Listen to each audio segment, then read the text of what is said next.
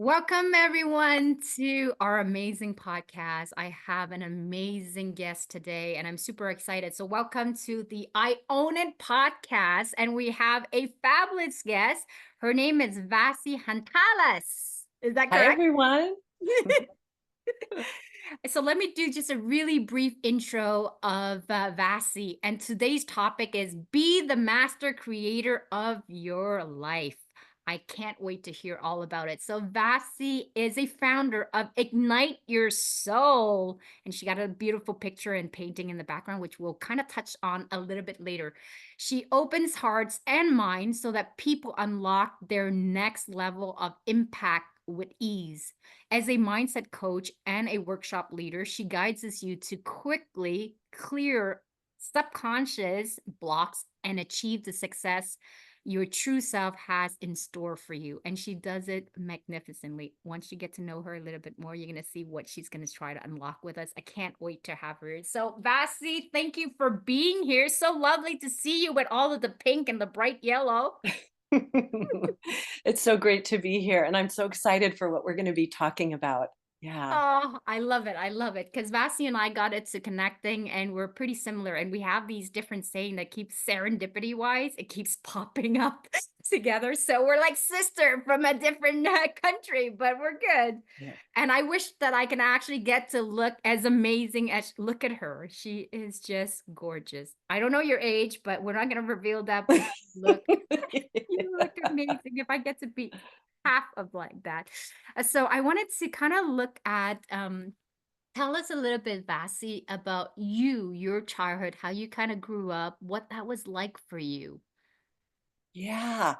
So, for anyone who's been like considered a black sheep in your family or like little different, little odd, this will be very, I think, reassuring. And if you Mhm. haven't, there's still something in there for you. So, I grew up in a family that was very traditional Greek on both sides. And so a lot of cultural things will come. And that can be any sort of, culture that we're from, right? And I know for yourself, right? You came from another culture Mhm. as well, right? Mhm. So there's always this sense of like of potential and of excitement for the future I had. And I noticed I saw things differently. And as I kind of played that out in my life, I got in trouble more often. I got grounded more often. My views weren't like everyone else's. And as the years went by, there's some of those beliefs from culture and just from, that you get in school just growing up, I started to question myself Mm, and I'm not enough, or I'm not whatever it is, mhm. or I have to be perfect or whatever. And I got away from that core knowing of myself. And I feel like each one of us is born with that, like babies know who they are. And Mhm. then we get like reprogrammed in a way Yes. to fit in. And so fast forward to if you want me to share this Yes, story, please. Yes. that I had shared with you. Fast forward, I think I'm like 40s or something, like 40s, early Mhm. 50s, and I'm at an event in my hometown. I had moved back. And this man, my sister brings this man up to me and she said, he was looking for you. And I said, oh, who are you? And he goes, so you don't recognize me? I said, no. And he told me his name. And I said, sorry, I still don't. And he said, I was your junior high school art teacher. Mhm. And I was like, oh, okay. Because when you're junior high, you don't remember your teachers, usually. Mhm. And then I Mhm. started to remember him. And then he said to me, I just retired. And for all those years, so we're talking, 30 plus years, he had Mhm. saved one of my paintings that was kind of an abstract. And he had used it every year as an example for some assignment. I had no memory of that. In Mhm. fact, all those years, I had told myself I wasn't creative. I wasn't this, I wasn't that. And I'd stopped Yeah. a passion of mine, my art. Mm. So in talking with him, I realized, wow, I've been coaching people for years to follow their dreams, to follow their purpose. And I left out this really important part of my life. So I started painting again and I brought out all my materials from like 20 years. And I did what I did years ago when I was young, which I call it intuitive painting. It's not using brushes, it's just using my hands and objects from nature and just being guided by the energy. So I Mhm. started doing these paintings. It made me so happy. And then what I found after doing the paintings, I would look at them and I would say, what are you the energy of? Because they're abstract. Yeah. And they would start talking to me, and then words would start coming through my intuition, and I started writing poetry Mhm. and insights from my higher self. And so then I started saying, I got to share this with others.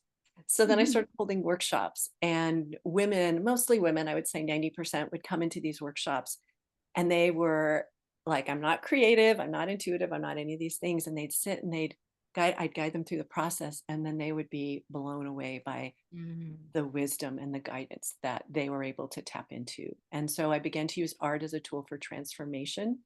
Mhm. And it transformed me, it brought me back to myself. And it also reinforced for many others the belief that we are creative, we are intuitive, and it's not about being perfect, it's about being present to Yes. our presence, our essence. I love that story because every time you tell it, it gives me goosebumps. So thank you for sharing that. I wanted to kind of like when we talk about Vasi being the black sheep and about owning it, I own it. So talk to me about that. How did you actually kind of step into that power and going, I own this, being the black sheep, being different, coming from our Greek family, and there are certain traditions and value that you're expected to uphold, and here you are, like doing it your way. Yeah. Well, at some point it occurred to me, and I really think having my own business, being an entrepreneur has really helped with that, because that's a very different thing, Yeah. to go Yes. out on your own. And I originally was in a corporate background, so that was a big stretch for me, some Hmm. 25 years ago, to go out on my own. Um, and so what I realized one day is that those of us that have been labeled black sheeps, or whatever you want to call it, Hmm. are actually the visionary leaders of the future. Hmm. Hmm. And so that's what I began to own. I am a visionary, Hmm. and many of us that do things differently, Hmm. because it's about we can see what's possible. Yeah. And so we're not content to stand in what is right now, because we're out there creating, we're master Yes. creators. And so I can't quite pinpoint when that shift was that I acknowledged I was a visionary, but Hmm. that's what I began to own. And once I began to own that, it Hmm. just changed everything, because that was a key part of my purpose, why I was here, to Hmm. work with these leaders, these visionary leaders of this Hmm. time on the planet. Yeah. Wow, it's beautiful because it reminds me of a story when I actually step into that power of being a visionary. Not everybody is a visionary. We have all these different strengths, different things. But for a very long time, just briefly sharing the story, for I actually had to do a quiz and I found out that I was a visionary. And I was like, oh, that makes sense now. Because oftentimes I often felt like an alien, like I didn't belong Yes. into this planet. Like my way of thinking was so different from the majority of how people would view the world. And I was like, ah.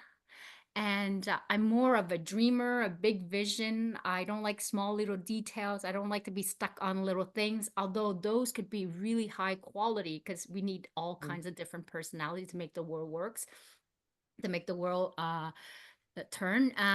But after doing this quiz, because I just realized, like doing this quiz as I was answering it, I didn't understand how I would see things into the future. And I'm trying to tell people, no, this is where it's going. And people are looking at me like, you weird. And I Right? was like, am I really weird? I was like, why am I the only one thinking this? And as I was answering those questionnaire, and that's what they were saying, very small percentage of visionary don't see the world the same way. So you can try to tell people about the future, but at the current present moment, people are not there yet. So they cannot perceive that vision or whatever life that you're seeing right now, and that's okay. And when they said it was okay and that you are a vision, I was like, oh, it is okay. So it's okay Yeah. that people are not seeing it versus me seeing in the future. There's no right and wrong. We just kind of mix it up. But it gave me a sense of who I am. So I really relate to you. Thank you for sharing that. I Yeah. wanted to see also with you, were there any struggle when you were actually trying to step into that power of becoming a Mhm. visionary? Did you get any resistance from Mhm. others around you? Resistance from others. Hmm. Yes, I remember once speaking in front of a group, Yeah. and feeling, I mean, actually, I remember many times when I was first speaking in my 20s and 30s, speaking in front of groups and getting resistance from some of the ideas. And one time in particular, I'd been flown to the Midwest. I'm here in Southern California. Been flown to the Midwest to give a talk, and there were 60 people in the room. And at the end, this one they asked me, like, what can we read about this? Because a lot of the stuff I was talking about wasn't in the mainstream yet. Mhm, So mhm. people were wanting like evidence and wanting statistics and wanting Yeah. things to read, right? And I remember I just looked at this woman, and I said, I'm going to be writing the book. Mm. And I didn't write the book on that particular topic, but it Yeah. was like something in me was like that resistance was in I see it as a reflection, Mhm, right? And an mhm, invitation. Like, mhm, Vasi, what is it that you can show up bigger as? What is it that you're meant to create? What mhm, is that resistance showing you also about where you might believe that mm, you know you aren't credible, or you aren't um, whatever that is, you aren't mhm, good enough. mhm, So mhm. whenever the resistance shows up in outside of me, I always look within me to see where there might be some limiting beliefs that are holding me back. Yeah. I love the way you reframe that, that when you see resistance, you're actually seeing a reflection of something that you need to look inward. That's a beautiful way of putting it because that's how I view it too, but I never was able to quite put it in that beautiful word that you just you just did. I'm like, oh, that is very interesting. That is what's happening. Is that when you see it on the outside and it gives you a chance to kind of really reflect, okay, what is it about the situation that needs me to step up, to show up differently, to really look at a different angle? And to be able to do that is holds a really great power that you can unlock within yourself, and it does have to come within you. um I love that. So for do you have any kind of like tips and advice, like two or three tips and advice for somebody who may be going through that and may be struggling with regards to resistance or challenge, or people who are discouraging and saying, don't do that? And oftentimes in the your surrounding, depending on where you are, as more you grow, as more you expand, Yeah. um the people that are comfortable staying as they are, and there's no judgment to that, you might lose a few friends here and there, but doesn't mean that it's necessarily a bad thing. So what tip and advice could you actually share with the audience? Right. One thing that has been so helpful for me is like, Hmm. knowing that we're part of something larger.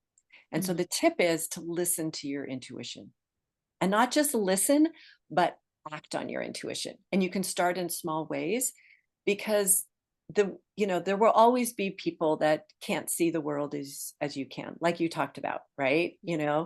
It's just, and so the opportunity here is to say, okay, if I get quiet inside, whether it's a walk in nature, whether it's journaling, whether it's intuitive painting, whether it's whatever it is, meditating, whatever your way of connecting with yourself is, Hmm. listen to that Hmm. and allow your intuition to give you guidance, to give you what is right for you. Because what is right for you doesn't mean it's right for someone else, Yep. right? Mhm, And so, and what someone tells us may not be right for us. It may be their truth, and we may be wonderful, mhm, mhm, embody that, live that, trust that. But it's always important that we come back to what is in our highest good. And the best way to do that is our intuition, because it's really the voice of our soul. Yeah. mhm, mhm. And how does one do it if they're struggling with listening with their intuition? Because some of us are more in touch with it. Some of us kind of lost touch because we've been reprogrammed differently and kind of go, is that intuition or is just my crazy thought talking? Yeah. I love this topic. I'll give a few tips. I could probably talk a whole hour just on this topic. So one of the things is to get still Mhm, inside your mind. Now, mhm, I have some of my best intuitive moments when I'm walking. Doesn't mean I need to be sitting meditating, mhm, but find a way, whether it's breathing or looking at a beautiful sky or sunset, to mhm, quiet your mind. I know mhm, that's not always easy, but we have a way to do that. And what's actually happening is our intuition is right there behind all that noise. So as soon as mhm, you quiet, you'll become aware. It might be an mhm, image. It might mhm, be a phrase. It might be a feeling, a knowing in your body. Whatever it is, allow it. mhm. And so, one of the best ways to be able to listen is to just drop everything or anyone that you've seen that's intuitive, Yeah. and just trust yourself. That's one of the ways. Let me see what other ways I'm getting that. I'm going to tune in intuitively to your audience and see what might Yeah. be some other ways that would help them. Um, One of the ways is to write questions and answer them, um, Mm-hmm. and invite your higher self or your intuition to do it. So write, like, if something's really bothering you, you have a decision to make, write the questions and then just go, what am I getting? You know? Mm-hmm. And of course, it's better to start small with smaller Yeah. things, like, what should I wear today? So one of Mm-hmm. my favorite ways to build intuition with people is to start with, what color should you wear Mm-hmm. today? Let Mm-hmm. your intuition guide you. And it's so Yeah. funny because I was sitting with someone I had a meeting with, and I didn't realize he was interested in working together. And Mm. so we had just met and we were talking, and he said, "That color on you, it's so vibrant." That's, and he started talking about how he wanted more of that in his life. And I'm like, oh, that's why my intuition told me to wear this color. So have fun with it. That's the other tip I want to give people is don't take it so seriously. I know you're Mhm. totally about this, having Yes. fun. And it's like, find ways to be intuitive. It's not these big life decisions at first, Yeah. it's like, what color Mhm. should I wear? What should I eat? Or, Mhm. when should I take a walk? Or, whatever that is. Yeah. I love that. You actually stole the word from my mouth because that's exactly what I was gonna suggest as well. Because when I look at my own personal life, and I think what you had said there, to have fun, to really enjoy, and not really take things way too serious. This life is always a wonder. It's a fascination. If you can fall in love with life and embrace all of these different things, it is just with through its ups and down, it can really become a Yeah. beautiful journey, just like the pictures and painting that Vasi does with her clients and stuff.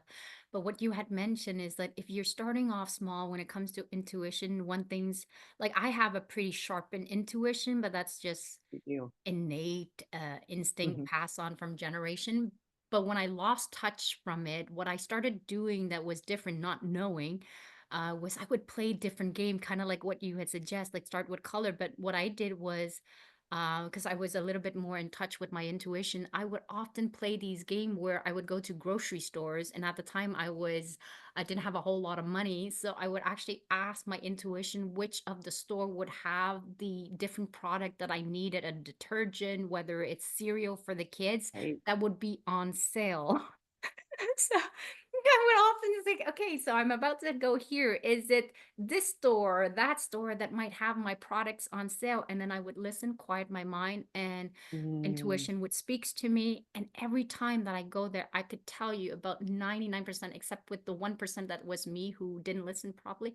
But 99% of those intuition was accurate. And the moment I try to wow. explain it off with logic is when I get it wrong. That's why I said there was a 1% that I was off with intuition, but Yeah. it's me who did it bad. Yes. So yeah, Yes. start asking Yeah. question, writing it down, really feeling it. And for different people, we have different way of reading things. So for some of you, it might be through dreams. For some of you, it might be symbol, might be lines. Just pay attention to them. They really speak to you. So for Yes. me, it's voices, it's people, it's serendipity, it's synchronicity. It's a whole bunch of different things. So thank you for that, Vasi. I love it. I also wanted to kind of explore a little bit with you, like Mm, when you look back at your life to where mhm, you are now, when you look at your younger version to the version that you are now and stepping in your power because you truly embody that, Vasi, and it's such a pleasure to be in mm. your presence. Thank you, You're Ree. very real and just a compassionate person. What like lesson have you learned in your life that you can pass on to the audience that you said this is the two pivotal moment in my life that I can really like if I learn nothing else but these two lessons, this is what has helped me to shape to become the woman that I am in my power right now. Yeah. So one of them is to be your own best friend. Mm-hmm. And I know, especially for women, we love to relate to others. We love to ask opinion. We love to be in conversation. All that's beautiful. And it's so important to be your own best friend. And whatever that is for you, like having that inner supportive voice, my inner critic was really, really strong. Mm. And and that's what shifted for me as I began to do art, is you can't be critical and be creative. It's just those two things are like opposed to each other. Yeah. And so the more I began talking, like, first of all, being aware of how I was talking to myself. So when I Mhm, say be your own best friend, it's like, would you talk to your best friend the way that you talk to yourself? mhm, You know? And so I began to notice that. I began to be aware and go, ah, that's not helping matters. You know what I mean? And that's not true either. And so being aware is really important. And then starting to notice the ways in which you're magnificent. I like mhm, to, the other day, this came to me. I am me. My higher self said, I am me. And I said, of course mhm, I am me. What does that mean? And I was shown the acronym Magnificence Expressed. That's what mhm. me is. Magnificence Expressed. I like that. And so when you're your own best friend, you're like, I am me. I am magnificence expressed. Like, doesn't Mhm. that feel good in your body? You Yes. know? And so listen to the way that you talk to yourself and start to shift at that level, right? Mhm, So, I work with people at a deeper level with the subconscious beliefs. I mhm, intuitively tune into that and I can see that. For yourself, a way to start is to notice that inner talk and begin to do it in a way that's loving and kind. I mhm, see so many people that start with self-care. There's nothing wrong with self-care. But if you don't have self-love and you're mhm, trying to implement self-care techniques, they don't stay. You have to have complicated systems and accountability and all this stuff to do it. But it mhm, comes from a place of self-love, self-honoring, self-respect. I am my best friend. mhm. It's so much different to build a foundation for your life and to be the leader of your life, really. Mhm. Yeah. So that's It's one tip. Yeah. mhm. Go ahead. The second tip. Let's see, what was I thinking? Oh, I know what the other thing I was thinking is that it's so important to know that you're not your fears. And that Mhm. one of the things that I used to believe, like my ego mind, whatever you want to call it, my small self, my Yeah. false self would say, "Oh my gosh, you're going to make a fool of yourself. You're going to get up, you're going to do this." As I began to be bigger in my business or in whatever I was doing, my vision, it was like I believed that. I believed that was going to happen. And so it's so important to like see the fears for what they are. They're the stories that we've told ourselves. That's not the truth. And then Mhm, to begin to say, okay, who am I then? You know, mhm, if I'm not those stories, who do I want to be? Who am I really? Um, mhm. and to be curious and open. And I think you said that earlier about being curious. And I so agree with that. Curiosity just and wonder just opens things up for us. Absolutely. Those are beautiful tips. So much kind of rushed through my head. I'm like, oh my God, there's so many nugget of goals of what Vasi is saying. I wanted to add to this too, Vasi, like, Mhm. when you were talking about your inner critics, like I want to be able to give a glimpse to what people can really relate to. What were your inner critic that was going through your head? Because we all have it.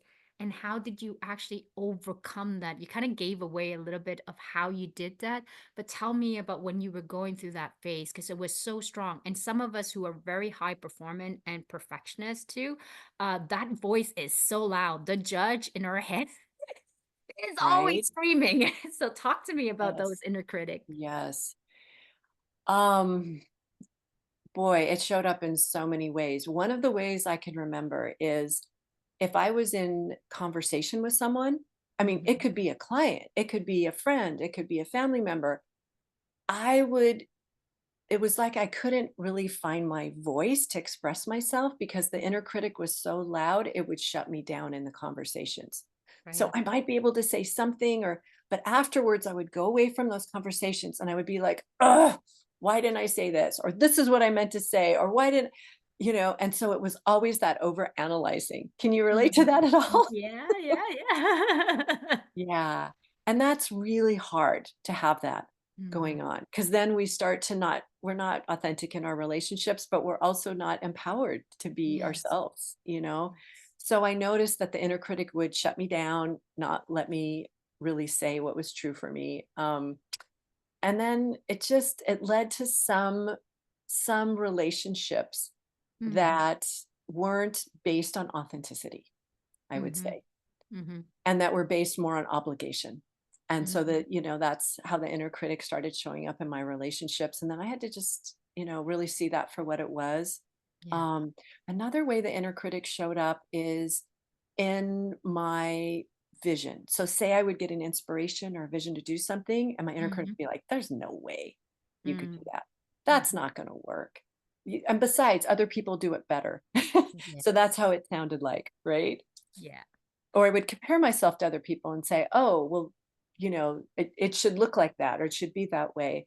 And then I Yeah. wouldn't allow my own expression. So the inner critic would keep me in a small space. Mhm. The inner critic would be very like it was never good enough what I did. Yeah. So I always tried harder, and it showed up in overwork Yes. and burnout and Yeah. exhaustion because I kept trying to meet that standard, and my Mhm. inner critic was never happy.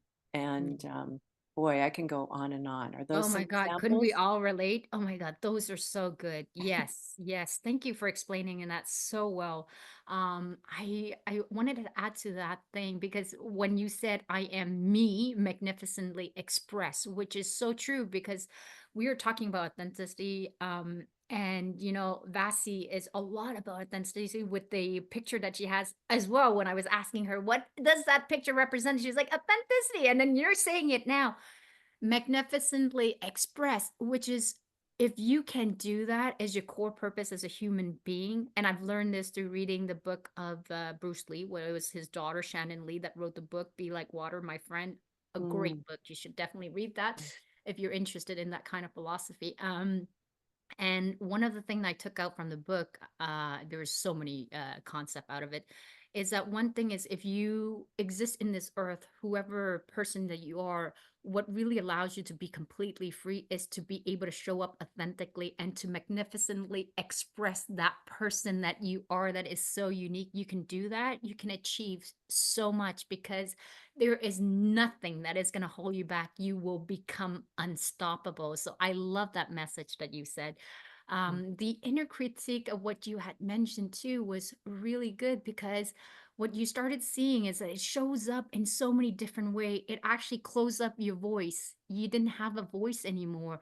And I was reading a book like just recently on Audible about how every time we would have good ideas or our vision and we would shut it down with the inner critic, like it would never be good enough or somebody already invented that kind of thing.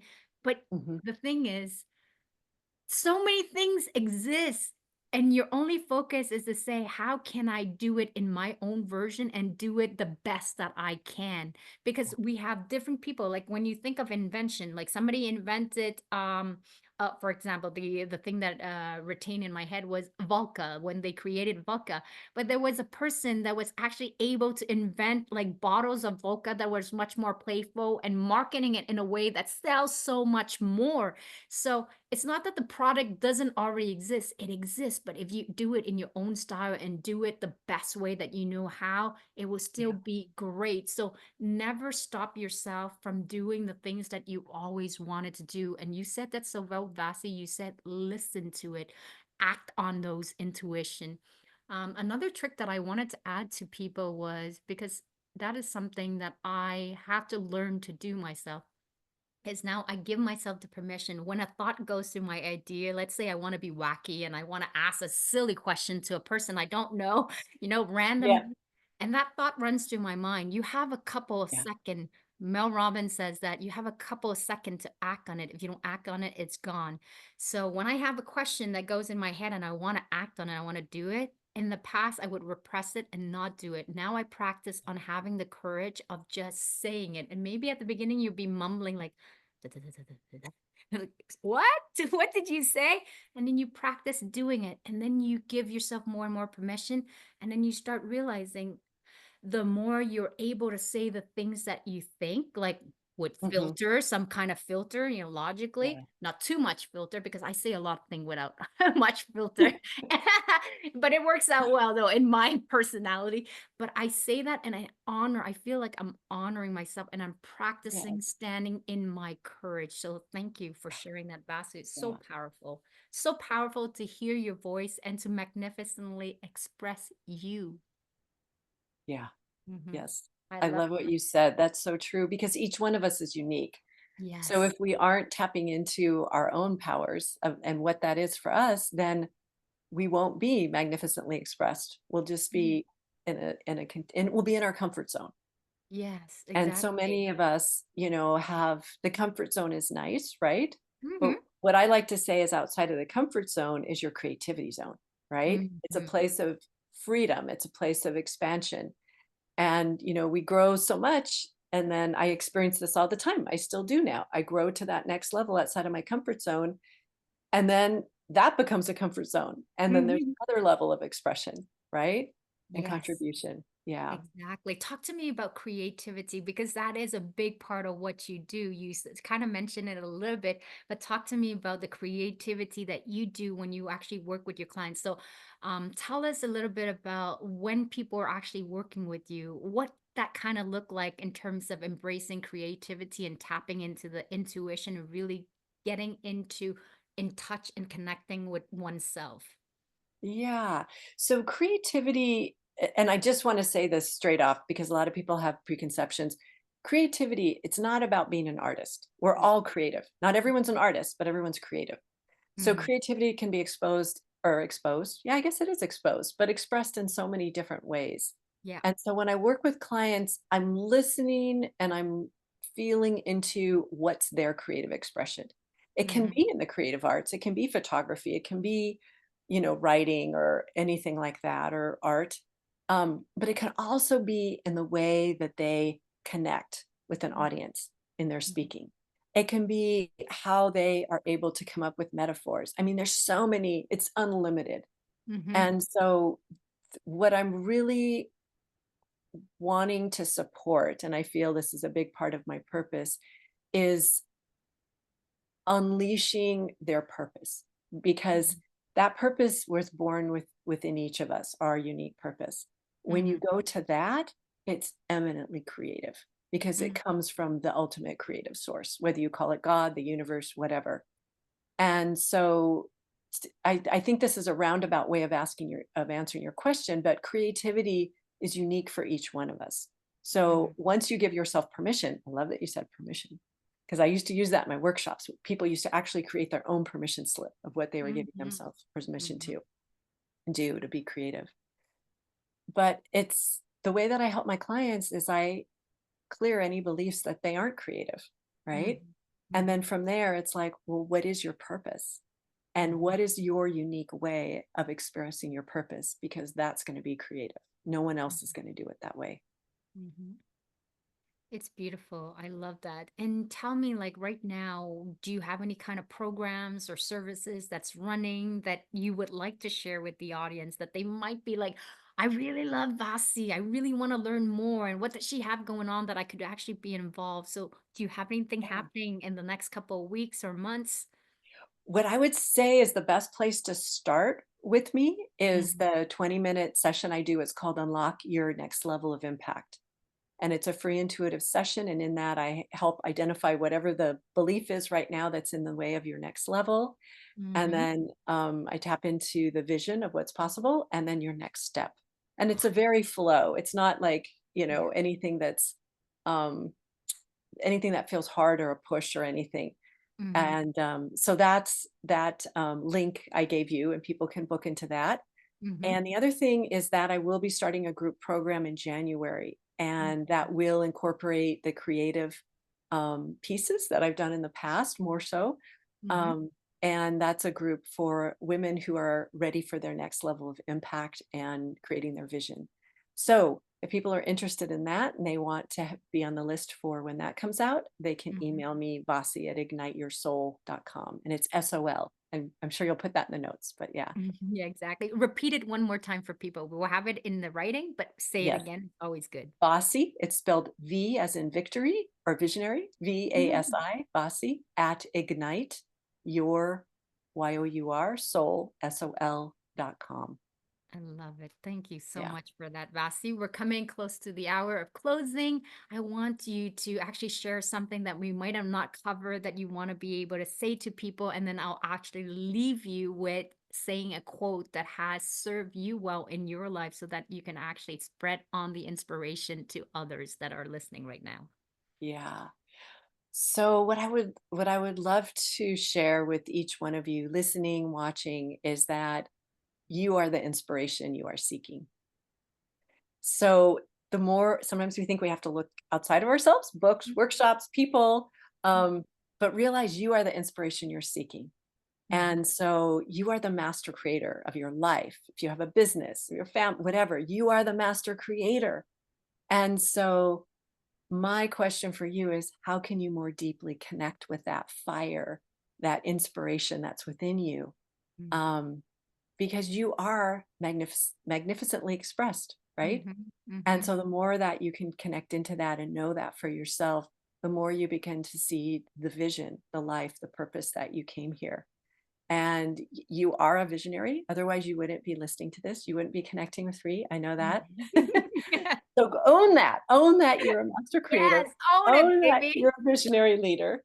And own that you are here for a purpose and you're here for this very important season of our world right Mhm. now. Yeah. Thank you so much for that. And please do reach out to Vasi.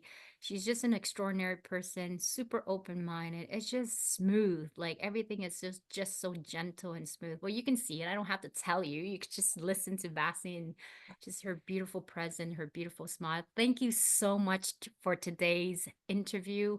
And I know that there's going to be so many nuggets of gold that people are going to be able to take away. Thank you, thank you. And so grateful for you, Vasi. Thank you for being with us today.